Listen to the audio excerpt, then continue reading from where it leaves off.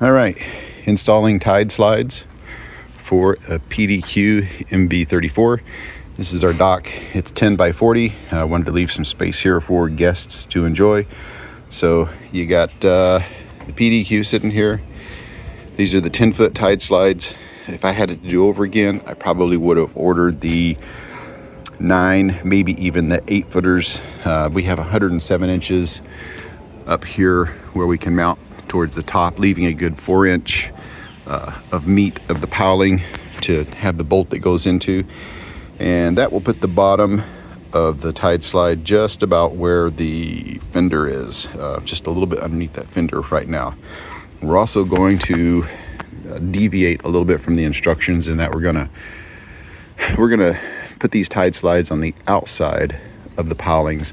Normally tide slides would go on the insides of the piling where you see this cleat, and but normally you have pilings on both sides of the boat, and that gives you a really convenient way to position the boat wherever you want it.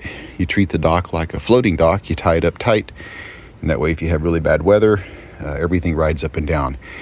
In our case, we're side tied, so instead of using normal 2 like they recommend, we went with 3, and we're going to put these on the outside so the boat can slide right up against the pilings, and we'll have the fenders in place to protect it, and we'll put these in. So I'm going to drill them up and we'll go from there.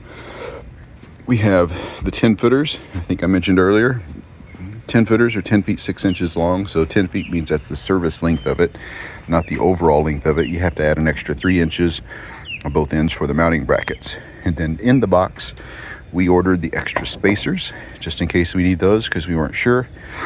You get 16-inch stainless steel bolts with an acorn nut on the end, so you can cut it off and make it look nice. And then you also have the option of using these lag bolts. I guess we could use the lag bolts because these are new pilings, they're in great shape, but I opted, because it seems easier to hang them up, using the piling right here. So next we're going to drill holes and hang the tide slides.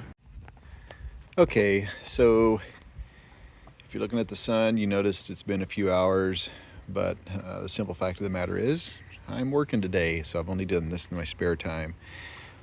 Time invested on this is probably less than 2 hours. We got the tide slides mounted.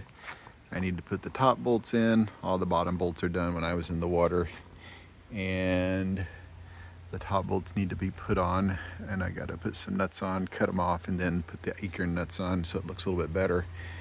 Just in case you're wondering, everything that I've been doing here has been done with a couple of Ryobi 1+. The 1/2-inch bit is around here somewhere. Just a note, you can't go straight through.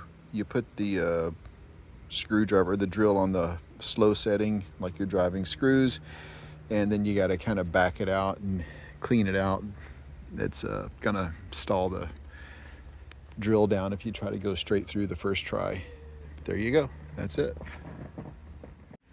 By the way, if you've never used a cutoff tool before, what you want to do is you put it on, tighten it down, cut it off.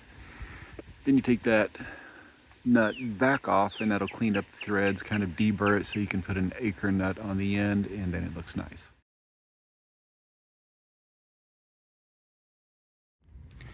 Okay, so this is the final installation, and you'll see a couple of things here. So first, we have the line from the outside cleats going back to the first tide slide and then back to midship, and we have those relatively tight, so there's very little motion fore and aft. The middle one we have tied up. It just goes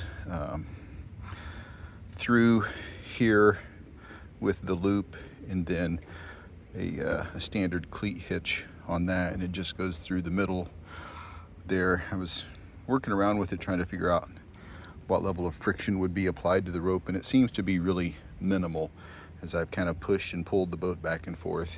And then on the back we have the same thing that we have towards the front. Oh, and I need to reposition that fender a little bit, looks like.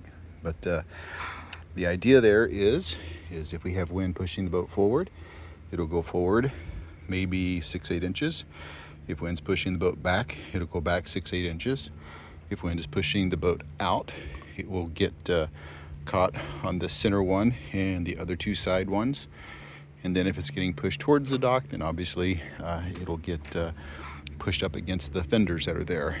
We've also left on for hurricane season 2 of these longer lines that go up to the middle of the pilings, and that'll give us a good 6-8 foot storm surge if all of this other stuff goes underwater. So I think we are pretty set up for hurricane season at this point. Our hurricane plan included taking off all the canvas but leaving on the solar panels, so that way we have the bilge pumps and the batteries charged, so we're all good to go. So that is the TideSlide setup that we have, and who knows, hopefully we never have to experience a hurricane, but if it does, we have a camera that is on the boat out from the house, and we'll have some footage of what that looks like.